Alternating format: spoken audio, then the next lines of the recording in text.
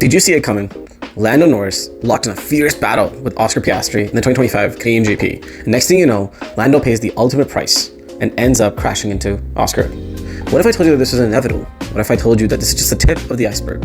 Well, welcome back to Full Throttle. And in this video, we're going to go into a deep dive of how this crash happened and what this could mean for the rest of the 2025 F1 season. So let's start with the facts. The Canadian Grand Prix 2025 was going into its final stages. We had Russell leading the race with a 2-second gap to Max. Kimi Antonelli a little bit down the road, a few seconds as well, just close to Max as well. And then we had Oscar Piastri 1.2 seconds away from Kimi, and Lando just a half second behind Oscar. And it was turning out to be a tight race. The McLarens were really catching up to Kimi and to the rest of the pack, towards the end, when tire deck was becoming something of more importance. So here's how it went down.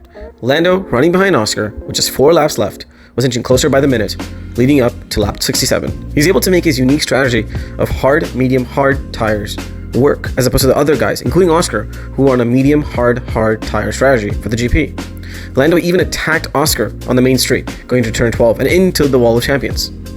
But that's where I feel like we were set up for it to all go wrong. Coming out of turn 13, this was the closest he had been once again to Oscar, and he made a second move that ended up in him catching up to Oscar really quickly and hitting the back of his teammate's car. Immediately a collision ensued, and Norris's race was brought to an end with the safety car coming out all the way to the checkered flag. But what makes this crash significant? It's not just 2 cars colliding each other, it's 2 teammates colliding into each other with Lando and Oscar. And I feel like there's an undercurrent that's finally surfacing that's been there for the first few races. 2 of the brightest talents in F1 that are driving for the same team, but are also competing against each other for the World Drivers' Championship. And a championship where every point counts, and every move, every qualifying, every race result can make the difference between winning a championship and coming second. But world champion Nico Rosberg went a little bit deeper. He pointed out to what he called Norris's mental fragility and how that might be under pressure. He says, this isn't about throwing shade at Lando, it's about understanding the incredible psychological pressure that these F1 drivers face every day. Think about it, you're traveling at speeds that would terrify most people, making split-second decisions while managing tire temperatures, fuel loads, and team strategy. All while knowing that millions are watching and every mistake that you make will get analyzed frame by frame. The modern F1 driver doesn't need to just be fast, they need to be mentally bulletproof. And what we saw in Canada suggests that even the best drivers, like Lando, can crack under that pressure. Here's where I think it's not just a one-time thing. I think there's something else connected to what Nico's saying. Lando is kind of really feeling that pressure from Oscar. He's another really competent, rising driver, potentially a champion. But more importantly, he's in his own garage. He's in McLaren just on the other side. So Lando has to do well in every race, and he has to start off by beating Oscar, because without beating Oscar, he can't even get around to beating Max Verstappen or George Russell. So I think that's what's really working on him, and that's where that mental strength comes in. Let's look at the bigger picture. 2025 has been marked with a bunch of mistakes that Lando's made, and a bunch of other drivers, but we'll get to that a little bit later. Lando in Bahrain qualified for P6 in a car that should have easily done P1 and P2 in that race with the advantage that they had. On top of that, in the race, during the lineup for the starting grid, he actually ended up coasting from his pit box, and that resulted in him getting another 10-second penalty. He had to essentially drive a recovery drive in that entire race. And then moving on to Saudi Arabia, he was doing his first flying lap in Q3, and next thing you know, he had a massive crash. It was horrific, and I'm really happy that he got away from it, but that mistake should have happened in that kind of a critical point when you need to be in a top qualifying position to get the momentum rolling in your favor? I don't know. I don't want to blame this all on Lando. The reality is that the McLaren had a bunch of off-season development where they changed a lot of the front suspension geometry. And as a result, Lando is feeling a little bit more uncomfortable with the way the car turns in and the feel and feedback that he's getting from the front axle. I think that's really important for a driver, especially in this era where every 10th counts, for that sort of feel when you go into your turn-in or into your braking zone. And I believe that they did bring an upgrade in Canada, which addresses this exact driver feel issue, which is why I believe that potentially Lando was actually back up with Oscar again, because he's got that feel in the car again. So maybe a lot of these mistakes could be attributed to that specific problem, but who really knows, right? I think what we're seeing is a sport pushing human performance to the limit. The reality is the competition has never been tougher, the cars have never been closer, and the stakes have honestly never been higher. This is a year of transition for F1, the last year in this generation of regulations, and everybody's at the ragged edge of their development cycle. We've seen errors from the other drivers because the reality is the cars are just so close. We've had top 10s that are within 0.6 of a second, which is insane to see. And we've had other driver pairing issues that have happened. I mean, we saw Jack Doohan essentially get booted out after 6 races with Colapinto. And the irony is, Colapinto's struggling too. And in that scenario, I wish Jack Doohan was given a little bit more time because he deserved it. He was a rookie. He was still getting the feel of things. He was just kicked out. Likewise with Lawson, admittedly another option who was, I think, too early put in the Red Bull seat.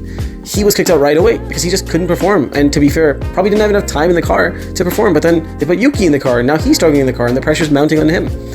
This might just be the unfortunate reality of our sport. It's a high pressure sport. And especially when you're at the front of the grid like Lando, it's an even higher pressure sport. So, should you care about the fact that this collision happened, or the fact that two teammates collided for the first time in some time in F1? Do you think it's maybe an issue with some kind of inner turmoil at McLaren, or do you think it's a larger symptom of the sport?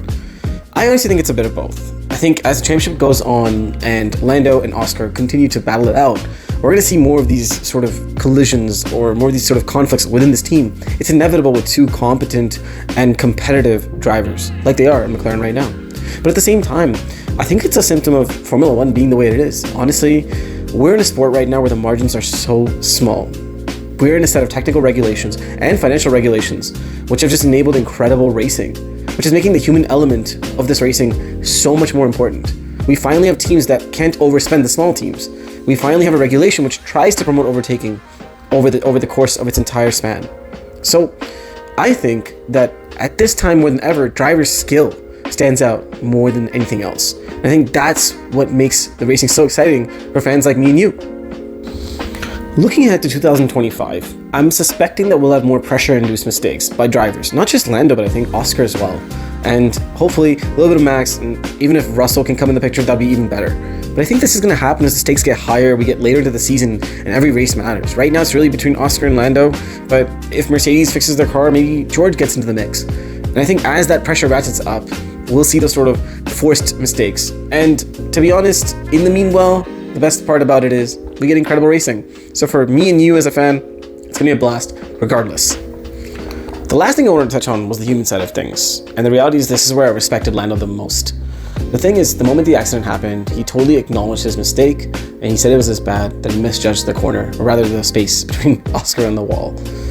I really admired that about him. The reality is, Lando's actually opened up the conversation about mental health so many times in F1 and actually made it a topic of discussion, which is really admirable. And aside from that, he's also admitted to the fact that there's times he has to get off social media just because of the amount of negative comments that unfortunately some fans have given. It's tough being an athlete, let alone an athlete in such a public-facing sport such as F1. I think it actually highlights something that we often forget as fans who are so deep in sport. These aren't just drivers, they're also human beings, and they go through their whole normal range of emotions and their own struggles. And the difference is with them, they're doing it in front of the world. So every single move is just magnified and observed. So was Lando's crash in the Canadian GP significant? Absolutely it was, because it showed behind the carbon fiber, the data, the analysis, the engineers, there's still that human element that is alive and well, that element that makes the huge difference. Maybe this time, it just went over the limit. But the reality is, until these drivers push to the limit, they won't be able to get those last tenths out of their cars and then potentially succeed, gain a position, win a race, or win a championship. So I think it's awesome to see someone pushing this hard. I'm hoping that Lando finds his way out of this. Tell me what you think. Tell me whether you think Lando's going to make a big comeback here, whether Lando is going to be able to keep that momentum and bring it back, or whether he's just going to be in a sort of a virtuous cycle of making these sort of small technical errors. Heck, even some other drivers, as the races go on, might make some of the same errors. So let's wait and see. If you'd like to see more content like this, like and subscribe to Full Throttle. I'll see you next time. Cheers.